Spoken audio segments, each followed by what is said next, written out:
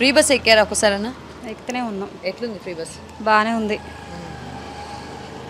కొంతమంది free bus అవసరం లేదు అని చెప్పేసి అంటా ఉన్నారు, నిజమా? ఏమో తెలియదు, మాకైతే అవసరం ఏముంది, మంచిగానే ఉంది మాకైతే ప్రస్తుతానికి. మీరు డైలీ ఇప్పుడు వెళ్ళే రోజు అయితే బాగానే ఉంటుంది. మరి కొంతవరకు సీట్లు ఉండట్లేదు, మగవాళ్ళకి కూడా సీట్లు ఇవ్వట్లేదు అని చెప్పేసి కూడా చెప్తా ఉన్నారు, నిజమేనా?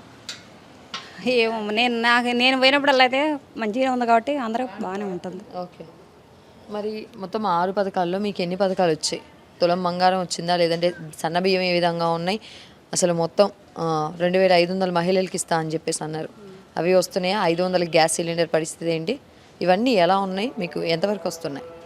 ఏమొస్తున్నాయి అమ్మా, ఏమి రాట్లా. 2500 అట్లా సరబియ్యం అంతగానో మంచిగా రాట్లా.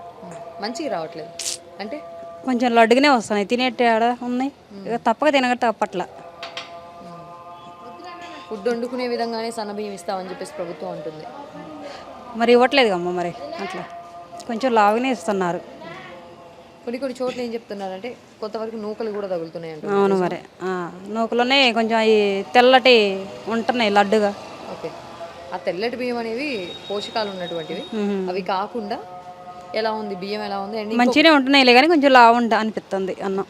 మన సన్నబియ్యం ఉండట్టు ఎందుకు ఉంటాయమ్మా? అలా ఉంటుంది. ఓకే. ఇప్పుడు మొత్తం కూడా ప్రజాపాలన నడుస్తూ ఉంది, ప్రజలు ఏరుకోరి తెచ్చుకున్నారు కాంగ్రెస్ని, సో మేము వచ్చాము ప్రజలకు నచ్చినట్టుగా పాలిస్తూ ఉన్నామని చెప్పేసి అంటా ఉన్నారు, నిజమా? అంటే ఏమమ్మా ఇక అవన్నీ నాదే లేదు. ఓకే. పోనీ ఒక మాట చెప్పండి, ఇంతకుముందు కేసీఆర్ ఉన్నప్పుడు బాగుందా, అప్పుడు ప్రభుత్వం బాగుందా, ఇప్పుడు బాగుందా? ఇక ఎప్పుడు ఒకటే లాగుంది, ఇక ఒకటే అప్పుడు ఒకలాగా ఇప్పుడు ఒకలాగా ఏమీ లేదు. ఏం చేశాడు అసలు కేసీఆర్ ఉన్నప్పుడు? మాకేం చేశారు, మంచిగానే చేశారు. ఏమేం చేశారు?